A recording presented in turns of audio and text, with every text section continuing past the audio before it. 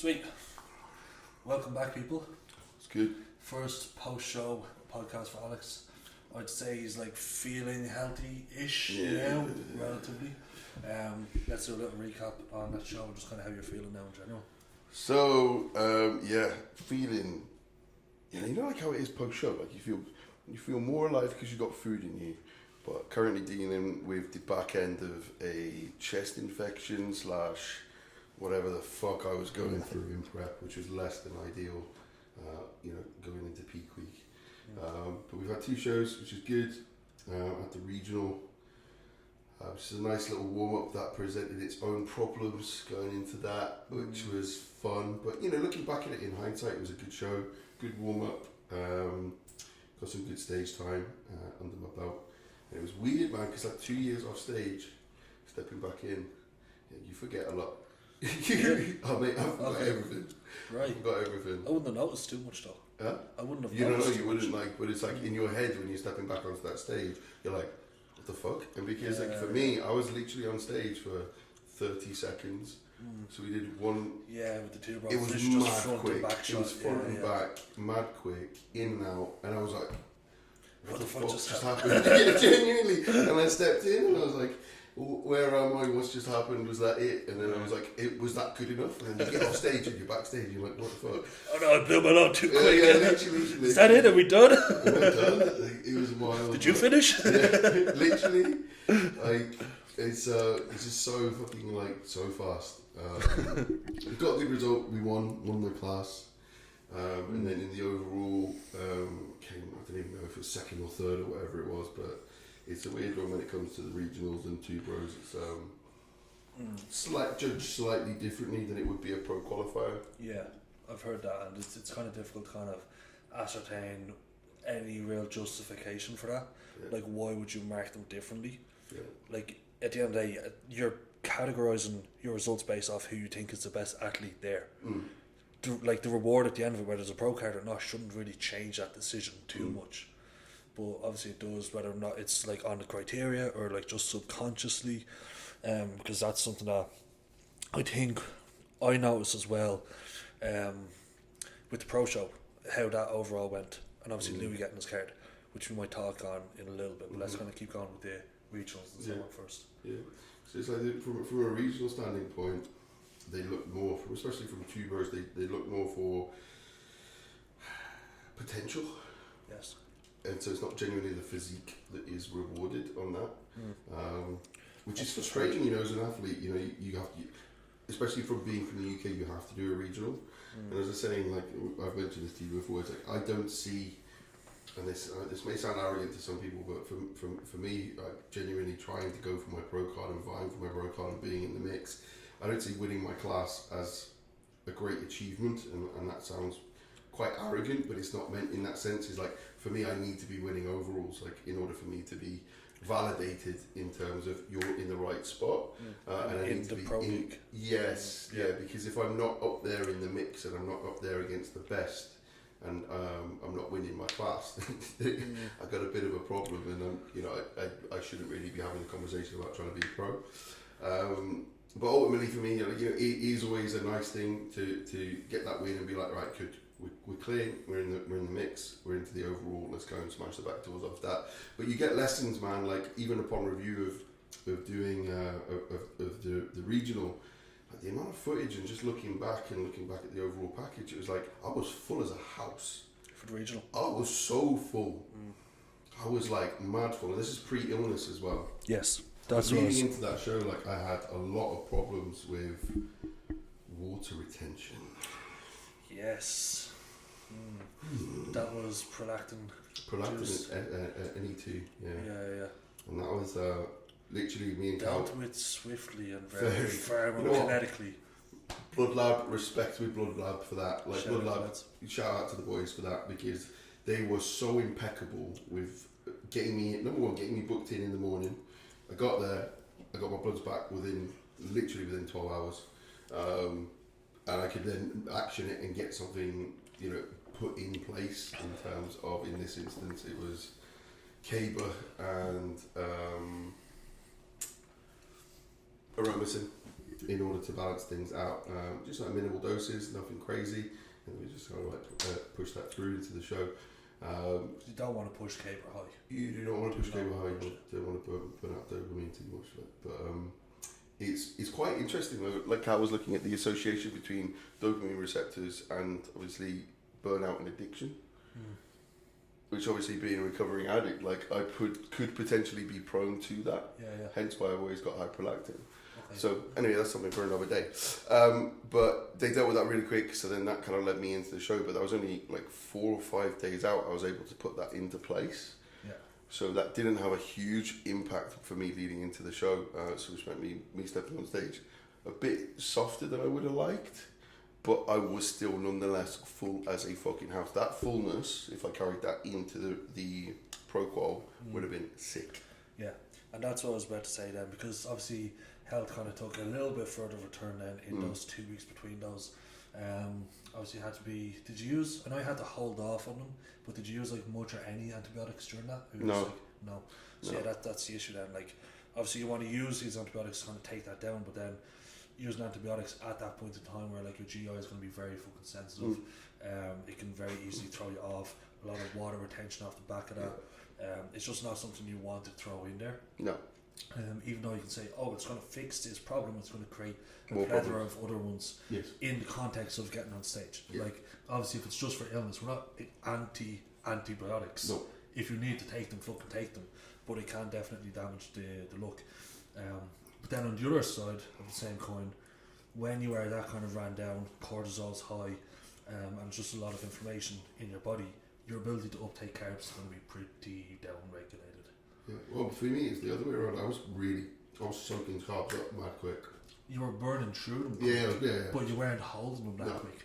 That's what's issue. Yeah. Uptaking up and holding onto it. Yeah, I was burning through food like a motherfucker. So as Dara just said, like in the period between regional and then the Pro Qualifier, I had 2 weeks. And I pretty much instantly got ill, and then it's just manifested itself where I literally was at the point where I needed antibiotics desperately, but I wouldn't take them because of the water retention, and I was already struggling with water retention, so I was just like, well, fuck me, what do I do here? I can't fucking do anything here, so I literally just had to suck it up and get on with it. Place, isn't it? Bro, I was in such a bad way, and I literally just dug the fuck in and just cracked the fuck on. And I'm so glad I did that, because that was another level of dedication, because I was so ready to throw in the towel. Yeah. I messaged Cal being like, bro, I need to either go to hospital or take antibiotics at this point. I was like 2 days out, and I was like, I don't even know if I can cross that line. But we did in the end, ultimately. And I came in tight. I came in really fucking tight. But because of the amount of food I was consuming, it was like 1,000 carbs per day just to fill me up. 3 days, was it? Oh, 2 days. 2 days pack loaded. Okay. 1,000 carbs per day just to fill me up, and I wasn't getting full.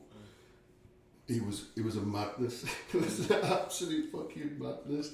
The fact that I stepped on stage, and it was frustrating because I felt good in the sense I was there and I was present. I was 4 years clean, and that was the biggest thing for me. And that's why I was probably so adamant of stepping onto that stage. 4 years clean and sober was the goal, and stepping onto that stage was what it is that I wanted to do, to showcase where you can come from when you come from nothing. And even though I wasn't 100% and I wasn't holding on to the fullness, I wasn't able to hit my shots, and like, when you're full, you go. Yeah, everything's just there. And it's tight. Like right now, I go boom, and it's like yeah, man. Yeah, it's like I feel good right now. It wasn't there, which is frustrating. Which meant I looked flat on stage. Well, I looked full initially, and then within about 5 minutes, I petered off. Which is pretty fucking crazy, but still won my class. And then in the overall, got butt hurt and pushed to the right hand.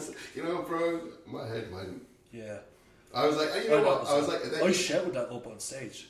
You were up there, and then I seen kind of like you not posing outside. I'm not sure if it was before or after you got moved, but I seen you kind of like step down into pose and stuff, and I was like, because I wasn't being looked at. I know. But the judges. So I'd either been pushed to the side for confirmation of being like, yeah, cool, he won, confirm second and third. In my head it was like that, but then when the judges stopped looking at me in its entirety, I was like, you're last place, bro. It's like, yeah, you're not in the mix. Like, you're not in the mix. And I was just like, cool, just keep smiling. And I was like, and then I started sweating because I was panicking. And then I was trying to outpost my sweating. And I was like, it's like, this is just not a fucking good look. But you know what? Upon review on seeing everything and looking back at it, is like, I was probably like, what, 70%. I was going through hell with the fucking illness. I'd had a fucking shit peak week a couple of weeks before, leading into that with the water retention. Like, it's not been the easiest prep of my life. But two really good results. And I'm definitely in the mix for a pro card at some point. Yeah. Without a shadow of a doubt. Yeah, and I think going on that, it's like, it hasn't been the easiest. It's probably been the most obstacles you could face in a prep. Yeah. And that's what makes it so fucking rewarding. Yeah. And that's why you're in such a good position now off the back of that. Again, this is what, like, I always push and always say to people, it's that ability to kind of adapt to those ever-changing scenarios when things aren't going according to plan.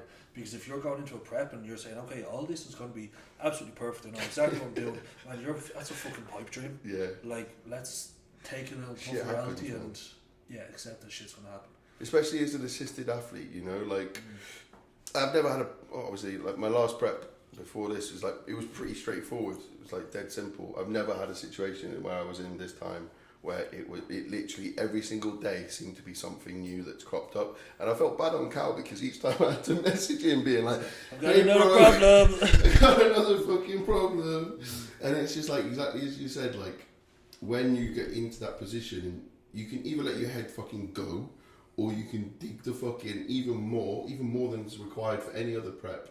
Even more that's required for prep in general, because prep's hard. And you have to push through and step on stage the best you can. And it just shows that, you know, you can still go in, and even though you're not 100% in yourself, you may not mentally think that you're good. Yeah. You're still better than anyone else because that's... You made it up there. Yeah, you made it up there. Yeah. It's that mindset thing, like mindset over anything else. Like, visualise what it is you want and go and fucking execute it. Yeah, I remember that happened like with one of my first shows, and I was like disappointed because there wasn't many people there. Like, it was juniors, it was a shit federation, and just wasn't a big show at all. And I remember my dad saying to me, and obviously I didn't take it well at the time, but he was like, you still bet everyone who didn't show up. But like, I kind of see it now, and I'm like, yeah, that is fair. You know what I mean? Because like, you could say, oh, well, not everyone wants to, but like, think about the amount of people who did consider it and then pulled out for whatever reason, or just never even actually got going with it. That happens a lot. Yeah, 100%. So knowing that you actually have came ahead of them. I think it's one of those things, is that people like the concept of prep, but then when it actually gets into it and the nitty gritty, and actually having to restructure your life, to fit around prep. Yeah, prep becomes numero uno, over and above anything and everything else. Yeah, and it is so dichotomous. Like, you can also, like, playing devil's advocate, especially here for the sake of like conversation and discussion. But I think it's very easy to see why people don't appreciate that, because like, it doesn't sell. If you're kind of giving everything like as raw and unedited as possible, people think that you're a little bit fucking loopy, you're going overboard, you're taking it too seriously. Excuse me. So people, what they do is they'll vlog the highlight reels, or they get like, people will follow the fitness influencers who do a prep and see what it's like from their perspective, but they're not the ones who have pushed through a very significant off season. They're usually kind of genetically gifted, kind of holding around a similar body composition, and then they just kind of diet relatively passively. Yeah, might suck a little bit towards the end. Odds are you're not in that category, because most of us aren't in that category of like just very good genetics. If you did, you'd know about it, and you'd probably be one of those people.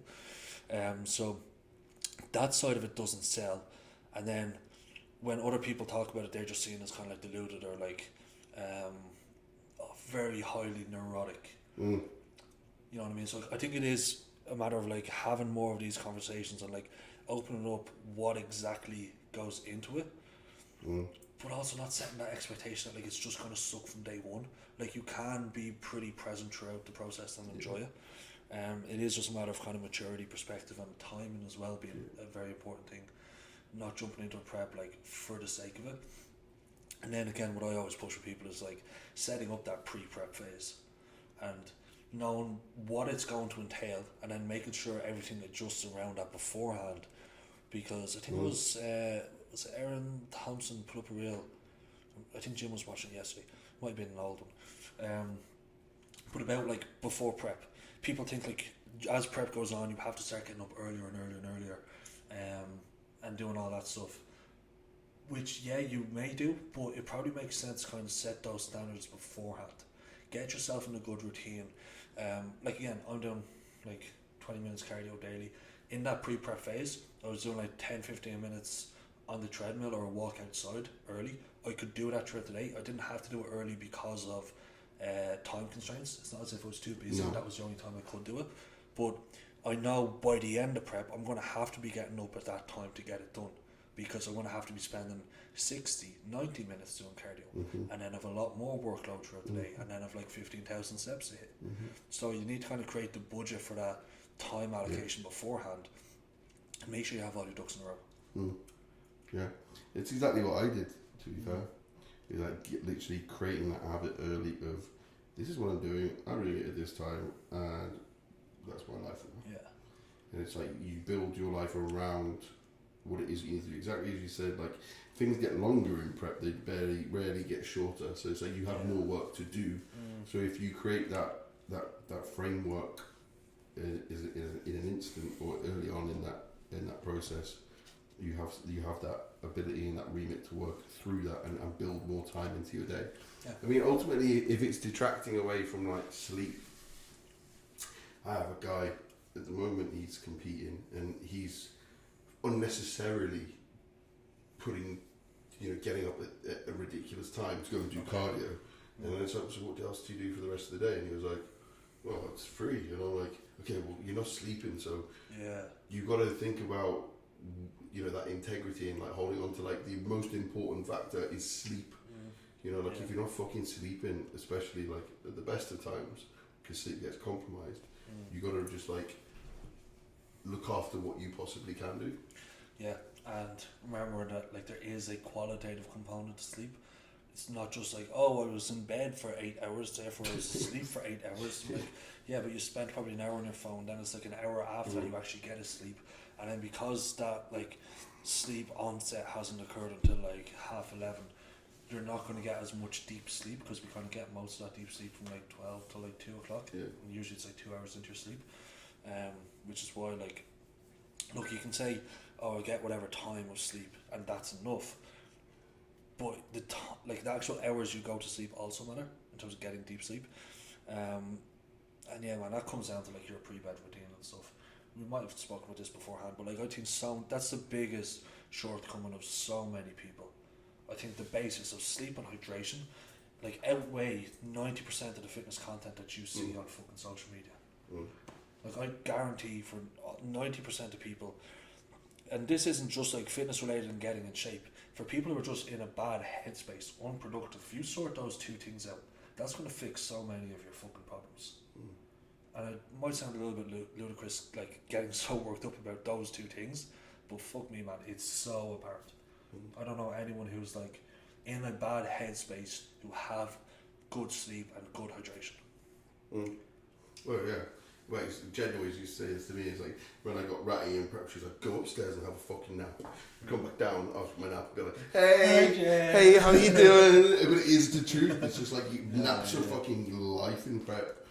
Yeah. Just like a good 40-minute power nap, bro. And you're just like, eye mask on, or pull your beanie down, put your earplugs in and just pass out, bro. There's no better feeling. You wake up and like, you're going to be groggy as shit because you're in a really disoriented. Yeah, honestly, the amount of times I woke up disoriented, but I know I had a deep ass sleep, man. Yeah. But anyway, going back to the shows, like plans now. We are in. Where are we? There's a million of different things that could happen. Well, there's what Cal wants me to do, and then there's what Alex wants to do. So the plan is ultimately to hold body composition in a reasonable place, put on a little bit of weight, and then just hold there 94, 96-ish kilos. Like that's probably my most productive weight area as well. Yeah. And then that also gives me ability to like go 8 weeks out, boom, off we go. Yeah. And pull off. Because you're at 88 on stage and you're at 90 now. So 90.3 this morning, yeah. So like that's fuck all. Yeah, it's nothing. Yeah, most people like jump up 4 kilos in the first 2 days. Yeah. So, but I've been smart with regards to like the post-show treats. Pink and whites. Huh? The pink and whites. Mate, pink and whites are life. Like I smash. Honestly, I smash a whole like 16 a day. They're my favourite thing in the world. If you don't know about pink and whites, guys, get to know because they are. I should be sponsored by them. All my clients want them now. Honestly, they're OG now. They're like my pump up mix. But yeah. So 90.3, Cal wants me to stay in that remit and then potentially do shows October, November abroad, which could potentially work. It depends on if I bring through any more size or whatever it is. But from my standing point, I would prefer to just hold off until this time next year and go again for the Ben Leader. That makes more sense to me. Like give myself full ability to rest, recover, recuperate, TRT for another 8 weeks ish, give or take, and then go into a proper structured off season. Put on a little bit more tissue, build my legs, build a little bit more tissue on my upper body, and then from there transition into a prep for 2024, and then come through and actually be fucking ready for it. You know. Because I wasn't far off this year, you know. Yeah, they just went for a very different look. I think that kind of decision and timeline, and obviously the way things are kind of still up in the air with that, is more so mediated, like, by proxy of how ill you were. Like, if the illness wasn't a factor, getting you up there in front of a different panel, jumping into different shows, seeing where you stood in different lineups, probably could have been a more suitable route to go down. But obviously with how things had been, and like that's probably again why, like as I said, pull down to TRT right now is to get health markers back in check. Because obviously we do everything smart, we take all our health stuff, but at the end of the day, steroids are still going to cause 100%. issues. So being conservative with that when possible, and the post-show period is a very fucking smart place to do that. I think if you push hard on prep, you need that. If you didn't get as lean, and if you weren't on high drugs for as long a period of time, then maybe you could justify like a heavy rebound, keeping drugs higher, not indefinitely, not saying going straight into a gaining phase, but kind of delaying that health phase. So let's say maybe like 8 to 10 weeks. It's probably 6 to 8 weeks of like keeping drugs high post show as food goes up. Then after that 8 week mark, then pull your drugs down and let the food keep doing its thing. That wouldn't align up. That's what I was thinking, but then if that wouldn't then line up with me potentially doing shows in October, November, because then it would just kind of like fuck up that calendar. So for me, I think more so just because of like you need to get health back in check. Yeah, health is more important. Health is the most important thing, guys. There's only one of you. Like, and that's the reality of it. Like, it doesn't make a fucking difference how sick you look on stage or whatever it is. If you're fucked, you're fucked. And that I could have carried on and done more shows. Like, I wanted to. Like, that's me as an individual. Like, I was like, I really want to fucking carry on. I know I'm close to getting my card. I know if I went to, for example, Sweden, there was, is it FIBO? FIBO's last weekend. FIBO last weekend that I could have done. They had pro cards there. There was, that's like 2 additional shows at weekends on the trot, which could have potentially been in the mix, which, I could have done. Yeah. The reality is, it's like, I'd end up just burning out. Yeah. And it ain't about that. Like, there's literally no point burning out, because worst case scenario, I'll either end up in hospital, or even worse than that, I'd end up dead, or even worse than that, I'd lose all my tissue.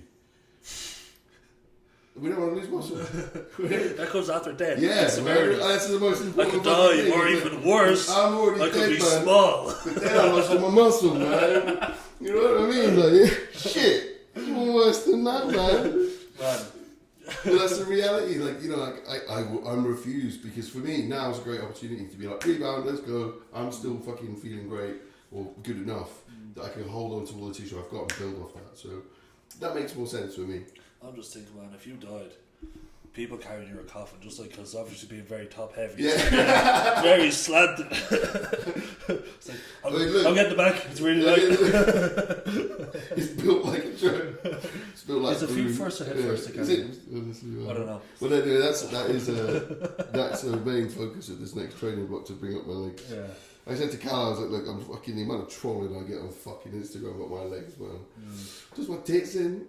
It's not even but like. Also, let's bring this back to was it yesterday before you posted other trolls the comment about you getting too fat in off season. Innit? Yeah, that was very well done. How long was that planned for? Like initial, I think you said it to me when that comment came up. That was 34 weeks ago. Yeah, you were deep in off season. I was came up and you were balls like, I can't wait to show this. Yeah, show. this little bitch. Like, when I'm peeled, bitch, I'll show you how necessary it is. But that's the reality, though, man. Like, yeah, I'll probably grab a screenshot and put it up on Yeah. the screen here to show you. But yeah, people commenting like, what was it saying? Like, this is unnecessarily fat or something. Yeah, bro, this has gone too far. And then I deleted loads of them. I kept a couple of them just for my own motivation. Yeah. But it was just like people, I'd be like, this is too far. You got too fat. What's with the gut? It's just like you don't get it. You don't get it. Yeah. People don't understand bodybuilding. Okay, and I think I don't really care if you understand or not. Like you're either in the industry watching this or you're watching it for your own amusement. I don't really care which one. But it's like if you're in the industry, you understand what is necessary, and there are points where yes, you may go too far. That's what. But if some people do go too far. Yes, some people will go too far. But with regards to a big push-up over a long sustained period of time without recomposition, I did recomp once over my 18-month off-season, that push-up required me to go to a place of discomfort that I knew I was mad uncomfortable, but I carried on doing it. Like I was in hospital again, that's a fucking common trend here, right? Like I was in hospital getting all my tubes down my throat this time last year. Because I was like so distended and bloated, couldn't process food or whatever it is. And you were like that, and I was like 2 weeks out. Yeah. Opposites. Yeah. So, but it's like, but then that mindset of you is just like, eat your food, get on with it, get the fuck on with it. And it's funny because that was us last year, and now we're sat here. The roles reversed. The roles reversed again. You've officially finished prep, and today is day one for me. Yeah. Interesting. But people need to understand that it is required. Just don't go fucking too far with it. But when you're doing a mad push-up and you are pushing up to the degree that you need to, and it's your first ever proper push-up, to get the tissue that you need, you do have to go there. But just don't be a fat fucking mess, like a fat mess. Like this was still relatively controlled. I do find though that there's a lot of keyboard warriors out there, man. Oh yeah.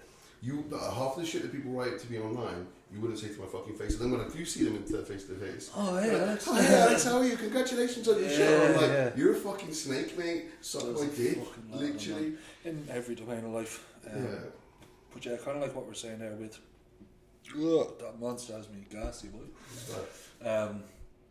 Yeah, like what we were saying with I think context of a push-up, and not just looking at things like prep or off-season, but like if you're bodybuilding, off-season should be a long fucking time. Yes. And then you should have very different reference points for where you are in that off-season. Like you can't say, oh yeah, like he looks like he's in off-season if he's like 3 weeks into his off-season. Like you shouldn't look off-season at that point. You know what I mean? Like I always say to people, like if you need to even mini cut within 6 months of a competition prep, you fucked it. Like you need to keep that shit relatively tight. Obviously, there is a level of like increasing body fat that you accept, but don't take the piss with that. Don't say, "Cool, off season, let's get the calories in." You're gonna fucking ruin it. So if you look like how you looked at the end of that, was it 12-month push or was it? I was like that was 16 months. 16 months push and then prep. Yeah, and then prep. Okay, so like if you looked like that after 6 months into your push, yeah, that would be a problem. Big problem. Big fucking problem. Yeah. But you know what? I think for the majority of people, pushing back up to a reasonable body weight after show is important. What does that mean? That doesn't mean go and smash all the food after your show and put on fucking 12 kilos of fucking fat and water, because that's all it's going to be, because you're just going to fuck up your off season doing that. Yeah. If it's uncomfortable for you to breathe after a meal, you got a problem. Stop being a fat cunt. People just need to chill on the fucking post-show treats. I don't know where this mindset's come from. I get for like maybe a first timer that ritual of like, I dieted for X amount of time, I'm gonna go and smash food. Yeah, cool, crack on. Like, you've never done it before, and I would actually encourage you to go and fuck yourself up, to go and realise how much you should never do that. Because this is the exact conversation we had with me last week. Like you have to go through this. As humans, we learn from vicarious experience. It's by proxy of having done something and fucked up that you then learn what not to do. 100%. Like you can read the theory, you can understand and have like basic principles, and obviously get some tips from people and check in with people more so on a mental, like psychological basis. But man, until you actually kind of like cross that line, you're like, okay, I've now crossed the line. Shit's different over this side of the line. I don't want to come back over here. No. And it's just a level of maturity as well, and like that's why. And then there's the other side of the spectrum. I'm not sure if there's many people here, but I've seen this a few times in Ireland, where like, again, fitness influencers of some sorts decide to do a prep. They have a large following. They don't have much muscle, whatever. They don't diet down. They don't place well. They feel bad. They binge. They don't handle post-show well, and then they use that platform to slate bodybuilding and say how much it's given them an eating disorder. Like that is irresponsible as fuck. You're coming in slating this sport because of your lack of maturity, your lack of ownership. Most of these people do it without a coach as well because they're too famous to fucking outsource and too much of an ego. Lack of self-control. Lack of self-control, man. As opposed to like saying, right, this can be an issue. I've made this mistake. Let me try and help other people not to make this mistake. Yes. Let me spread some awareness. Nope, not my fault. Let's spread some awareness as to why this thing is bad. Do you have hands? Yes. Do you have a mouth? Yes. Did you put that in your mouth? Yes. It's your fault. Yeah. You know what I mean? Like, have fucking self-control, and I think it's that lack of self-control, and that as soon as you start those floodgates, or you open those floodgates and you consistently are binging and putting that into your mouth, it's very difficult to stop, because it's like, oh, I've already started now. I've already fucked up. Let's just crack on. I'll just recomposition. It's like, yeah, but okay, now you just fucked up even more, because now you got to recomp again, bro. Like, you just finished a fucking 16, 20 week prep. You're 2 weeks post show, and now you got to recomp again. Are you mad? It's like, what? Do you really want to do that? Yeah, that's literally saying, oh, I've undone that 20 weeks of dieting in 2 weeks. 2 weeks. Like, there's a 10-to-1 ratio of weight gain to weight loss. Yeah, that's bad. That's a fucking madness. I'm seeing it left, right, and centre at the moment. Yeah. It is, and look, we actually mean that when we say it. Like, it is fucking difficult. Yeah. Like, when you're in that position, we're not saying it's hard. We're not trying to talk down on people who binge. Like, it's fucking tricky. I've been there after my first show, hands up, as I said, most people will. Then it was a good few years off, and actually went through it again. I didn't learn from my first time. So the next time this was when I finished up with Cal, and this is why I had to take ownership of it. And I didn't blame the sport. I didn't say X, Y, and Z. It was me after leaving a relatively well-paid job to work in a very unwell-paid job in a gym, so I could like bodybuild a little bit more, build up my business, PT and online coaching. I was the leanest. Again, bear in mind I competed a few years before this. I was much leaner than this, best I'd ever looked, and I was like 4 weeks out. I was going to peak well for that show in juniors, and as I said, left a very good paid job, took a big risk on this, really saw this like show as like my chance to springboard a new career. And then COVID hit at 4 weeks out, and this was like the first wave when everything was just nada. So obviously living at home then, difficult environment, because again my parents are very passionate about their work. They didn't like to be home either, so there was a lot of tension in the house. And yeah, man, I fucking binged, didn't handle it too well. It handled the first like 2-3 weeks very well, which was surprising, but then after I just kind of got in my own head too much. There was a friend of mine who killed herself during that time as well, and that really got to me. And yeah, man, shit just wasn't good at that point. So binging was bad, very cyclical behaviour, and I just said, look, Cal, this is nothing to do with you. I knew right then he was going to be the best coach by far. I said, this is just something I have to take ownership of. I can't outsource this. I can't blame you. I can't look for you to help me through these problems. This isn't your area of expertise. And no matter whose opinion you're getting from it, it's still you who needs to do the work. So I took ownership. And I remember, like, this is polar opposite. I'm just sharing my experience. I'm not giving like advice for people dealing with binging, because this is the opposite of what they say. And I've tried it. They say, like, don't over restrict on the back end of it. After a really bad binge, I fasted for like, I think it was like 42 hours. Felt fine. Didn't binge since then. Because I think it's kind of gone through that period of accepting that hunger is okay. Being familiar with the feeling of hunger, that really kind of shone through for me. And yeah, I just thought that was strange. It was like, that was my last episode. And I just kind of got back to normal. That's wild, man. Something that I've never really struggled with is this whole binge side. So it's I've had the cues to be like, I sleep, eat. Not the same, but still it's similar in the sense of your body's searching for something more than it, if that makes sense. So it's it's there, but it's a challenge to deal with. I can't. It's maturity, man. I was only 20 years old at the time. You know what I mean? But it's that acceptance of, if I have a client that's literally gone off plan and smashing shitloads of food, and obviously we know, we've experienced it, we've seen it firsthand. We know what the signs are when people just duck and cover and just disappear. Yeah, when they go incognito, it's like a big problemo. It is a big problemo, and it's just that sending me a message later on being like, hey Alex, I fucked up. I'm like, sweet, that's fucking mint. I'm glad you fucking finally texted me and told me, because now we can do something about it. Yes. And it's until ownership. Yeah, until that ownership comes through as an individual, it's like, what do you want me to do? Yeah. We can't help you on a problem that we are unaware of. We might be aware that there is a problem, but just say, okay, there's something going on with them.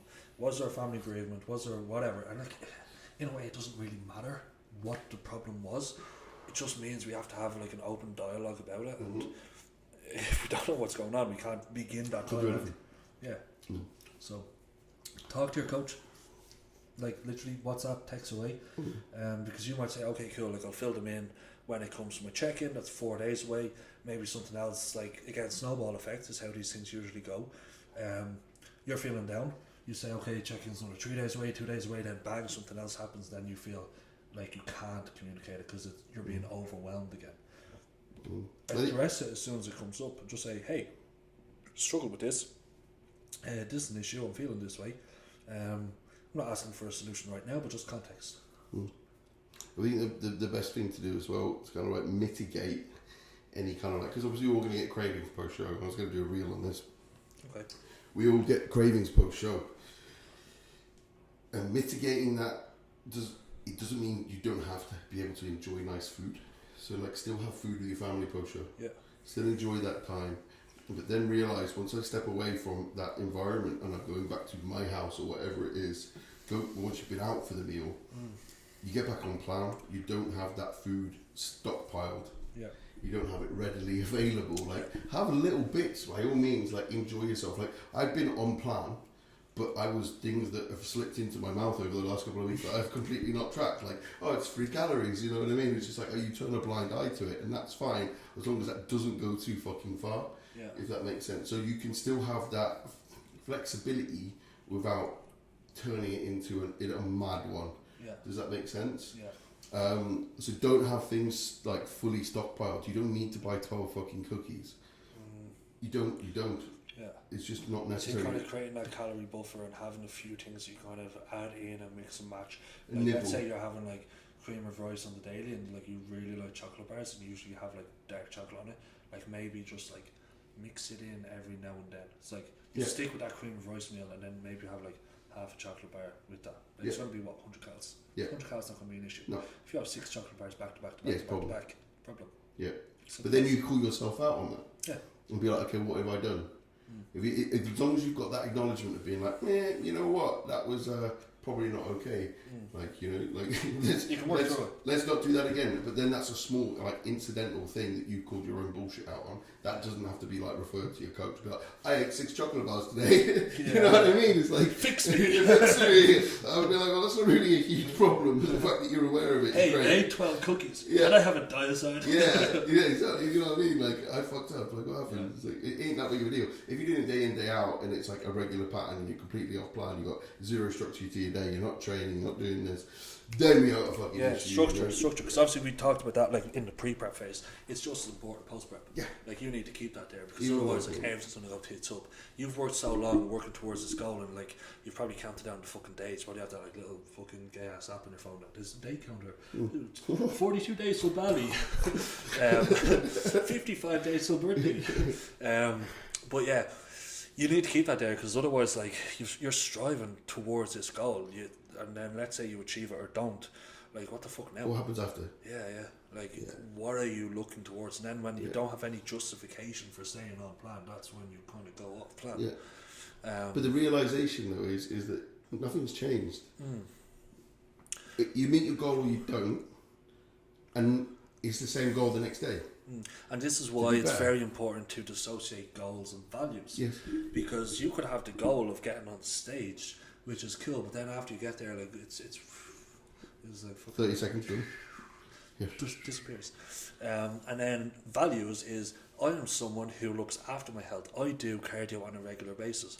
I strive for improvement in my physique. Now it's gone from a contest prep into an off season. I now want to add tissue, but my values are still aligned with getting better each day. Yeah.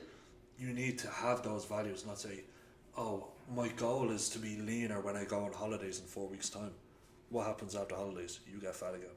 What happens in holiday? You get fat. You literally turn up on your holiday, get on the plane. Woo! Yeah, I've heard of people, not my client, one of my friends, lost like fucking 14 kilo over like 10 weeks. Went on a 7 to 10 day all inclusive, put on 10 kilo. So? Fucking hell, man. And the rate of regain, astronomical. That's going to be blood pressure issues left, right and centre. That's just painful. Yeah. Could you imagine the ankles? The water retention. Ankles. Yeah, it literally was like... Yeah. But that just comes down to fucking self-control again. But it is literally that. It's like, from what you just said, it is the goal doesn't change. You still have to have those values set in place to continue to strive to be better every single day. And if you're a bodybuilder, if you're a real bodybuilder, that doesn't fucking change. You get off that stage, have that flexibility, have that enjoyment, spend time with your family, let your hair down for a week, let your hair down for 2 weeks, whatever it is that you need. But even in that time of letting your hair down, that structure's still implemented and that structure's still in place. Hence why myself, for example, you act in accordance of being a pro, because you have to have that mindset before you achieve the fucking goal. Yes. So hence why I'm here sat in the position of like, I'm 2 kilos up in a week, just over. You know what I mean? It's like, I won't let that slip. My rate of gain has to be incredibly slow, because if I fuck that up, I'm fucking up me. You know what I mean? And like, that doesn't showcase me to be in control. Yeah. And that has to be in control in order for me to get to where it is that I'm at. Because in these next couple of months, if I fuck that up at any point, I got a problem. Yeah, and that 2 kilos in that first week, again, it's context of the first week post-show. It's not saying 2 kilos every week. No. Maybe a pound. Just like a pound.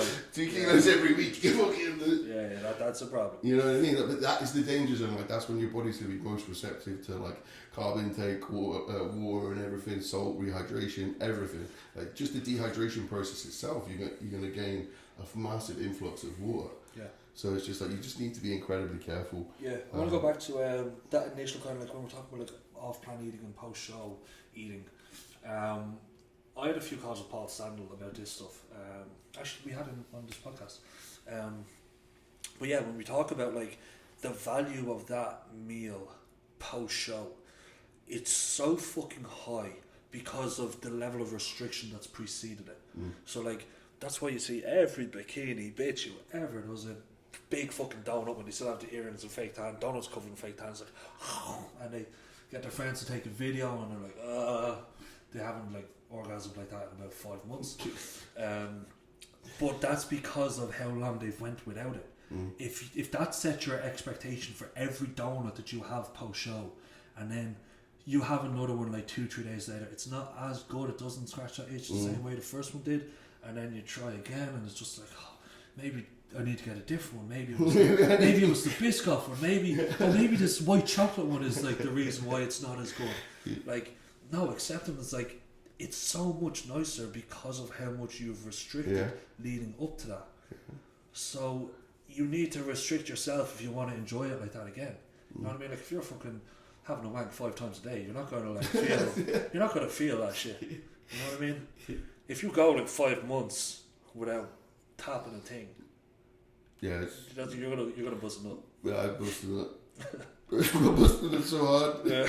I was like, it hurts. Cradle me. Yeah, honestly. Yeah. But, yeah. Banter. Anyway, honestly, man, it's been a fucking roller coaster of a season. There's more I'd like to talk about on the topic. Like, I feel like, but you know, right? The anniversary, the value of that show. The what? No, just in the more of like the way that the categories are placed. Like Two Bros, you can do classic bodybuilding, you can do bodybuilding, you can do open, you can do men's physique all in one day. So it's like you can do everything. Okay.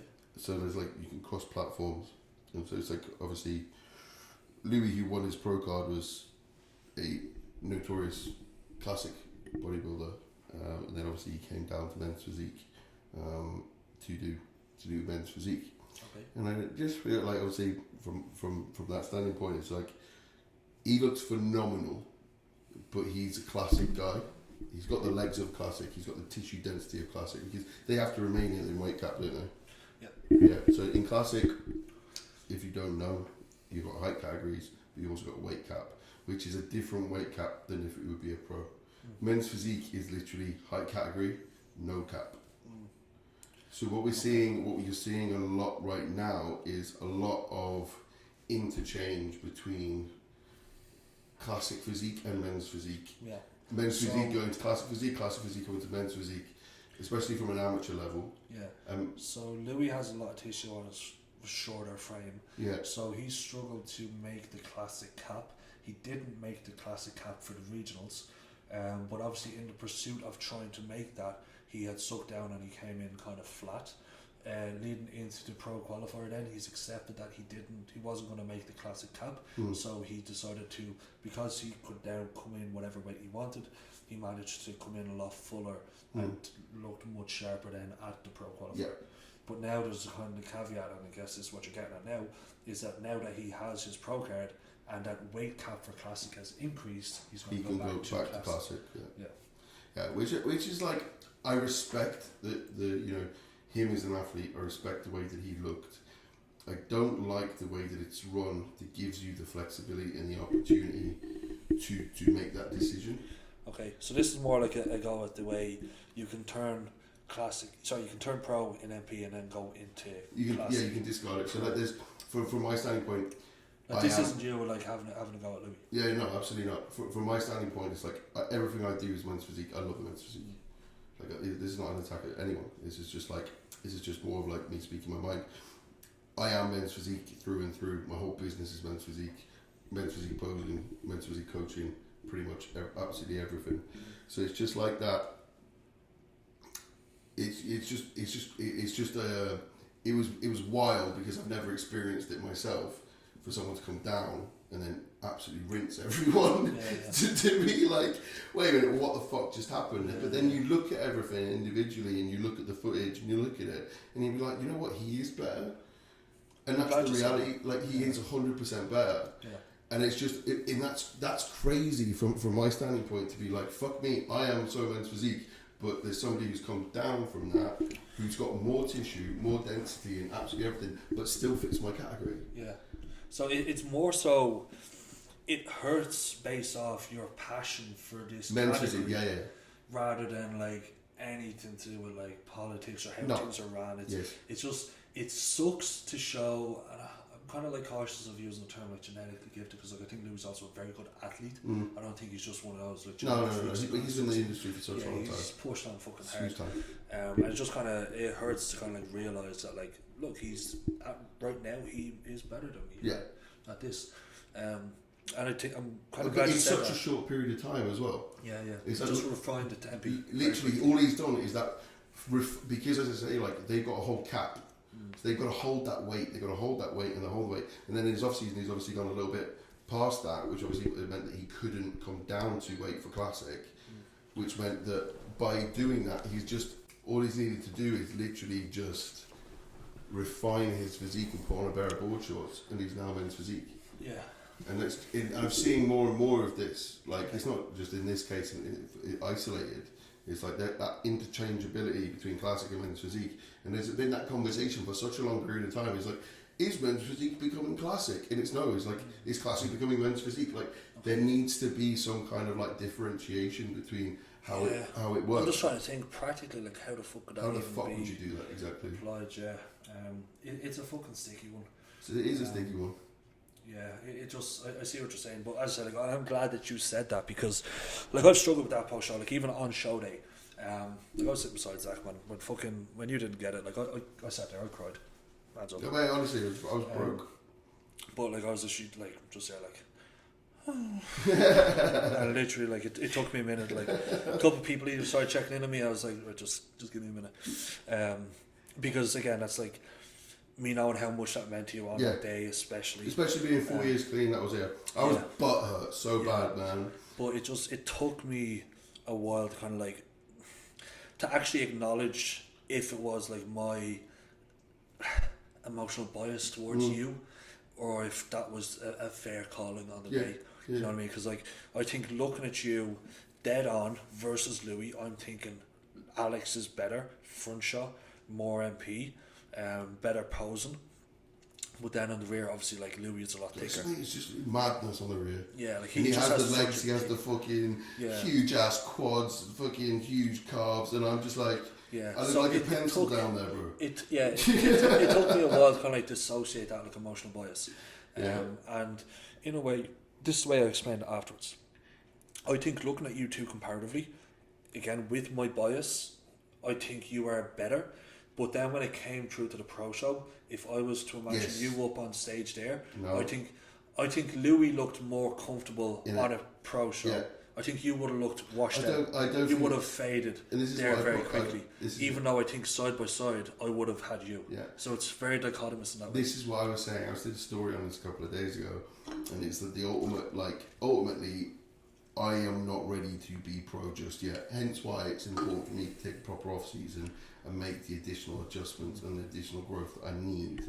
Exactly as I said, like, it would have been the wrong decision, and I'm glad Louis did win, because seeing him on that pro stage, he did fit in. He looked fucking phenomenal. Like, I'm not ever taking anything away from anyone. Like, I'm grateful that he did win his pro card, and he was rightfully did win, you know, and he did fit into that mix, which is fucking awesome to see.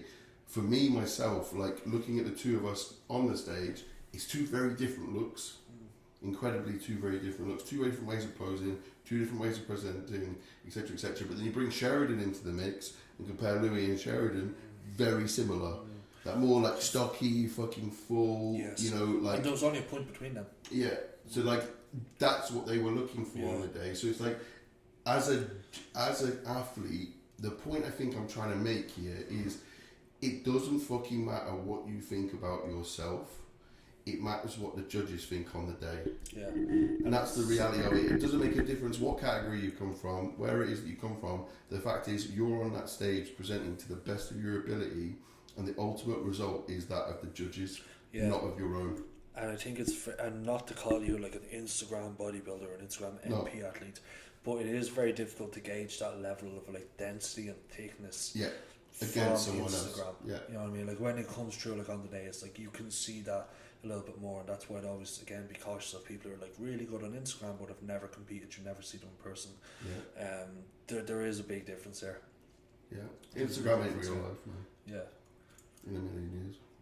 And that's why, like, I still have like apprehensions about how I'm going to look on stage. Because, like, I know I look good I know I look good on in pictures, but I'm like, it's a big difference when you actually suck it all down, and when you get, like, obviously I know I'm much leaner than when I was at this body weight last time, but I'm also still pretty fucking young, you know what I mean, and I haven't been in off season that long. Maturity. Yeah, like, it sounds like such a, like, what would be the term, like, just a really kind of like bro-ish way of explaining, or kind of like a faux bodybuilding expert term to use, but like, when you actually see it, like, time and time again, you can actually see what they're talking about. Like, oh yeah, like, that's dense tissue there. Oh, man, muscle. Yeah. That's what difference. Like, I'm 33 this year. That's fucking tragic. So I'm 33 this year, and you're what? 25. As exactly. So it's like the years and difference of training. Bearing in mind, like, And like I wasn't planning on doing this prep. Like I was supposed to take a year and a half, 2 years off season, and literally finished prep like less than a year ago. Then ran that 10-week health phase, 150 weeks TRT, and then had another kind of like health phase in between them, and I got like the hair transplant. So it's really only been like maybe 8 months of a push up, which is fucking wild. Like that's not enough to justify a prep, in my opinion. But how things have moved during that. But the tissue you have gained is good tissue. Yeah. It's like Jack Parker, my client. He's only been with me for 34, 36 weeks. And he's gained 10 kilos of tissue. So you don't know until you pull back. Yeah. And Jack's like, I don't want to prep. And I was like, no, it's fine. You don't have to prep. But deep inside, I'm like, that bitch is prepping, man. We're doing a photo shoot on stage. Yeah, on stage. You're going to get some PCA pictures, bro. But yeah, it would be a tragedy to like not see what it is that you've done, because then that just does give you an ability, especially being in a younger age, does give you an ability to kind of like go away, reassess, and then if you do want to do a 2-year push-up, because it is a big fucking commitment, man. A 2-year push-up, it's an uncomfortable position. Yeah, or the other side of it is like the complacency that settles in there. Like people say, I have 2 years, I'll just kind of coast through it. 8 months goes by, they've not made much progress, or maybe they have made in the first year and then they kind of slack off, and then it's like you're kind of just getting fat and not much more tissue. Easter training. It doesn't matter how long you take off or how long you don't take off, it's what you do in that time. Like time passes regardless. You need to actually be proactive in what you do during that. And that's like within any phase. Like that's the same way as saying like, oh, I'm doing a 20-week prep. I'm like, okay, cool, but like if you're not really pushing that hard, does it matter how long your prep is? No. Like I could get someone peeled in like 10 weeks. Yeah. Like if they're ready to fucking suffer. Like again, that's why you have other people who go through like rapid fat loss phases. I have Jordan who decided to do one. I think 3.5 weeks, pulled off 6 kilo. No, more than that. When he touched, it was about 7 kilo we pulled off. And that was with like a high day each week, so it wasn't even like a full rapid fat loss phase. I remember when I first started with Joe as well, when I went over to Joe Jeffrey like 2 years ago, he said, right, cool, we could either, option A right now, we could diet you down like a mini cut, like 8-ish week to facilitate this next push up, or if you want to suffer, we could wrap it up in 3. And I was like, 3 weeks, let's go. I think we pulled off like 11 kilos. In 3 weeks? Yeah. That was literally from week 1, dog end of prep. It was protein, sperm, modified fast. This wasn't like a high day. This was like, I think we actually ended up wrapping up in like 18 days. Yeah, so 18 days, and it was just 250 grams of protein, veggies, no fats for that 18 days. Clen went straight in at like 40 or 80 micrograms, and I don't think my body would be able to cope with that now. But that's saying like for such a short period of time, you can, and especially when you're fat, like you have the reserves. Yeah, you definitely have the reserves. Not you. Yeah. You definitely. Yeah. Bro, you got mad reserves. Bro, you got loads of energy over there, man. You're ready to hibernate. Yeah. My guy's sitting there like a bear, motherfucker. Shit. Good stuff, man. Wrap it. Yeah, man. That's a wrap up. Post show recap. Post show, future plans, important differences in goals and values. Again, just fucking reiterate that. Like, yes, you need to have a goal, but if you're thinking long term, or like if you're worried about how things don't go after that goal, you need to get your fucking values aligned. Yeah, probably some good bits, but sick. Appreciate it, Mo.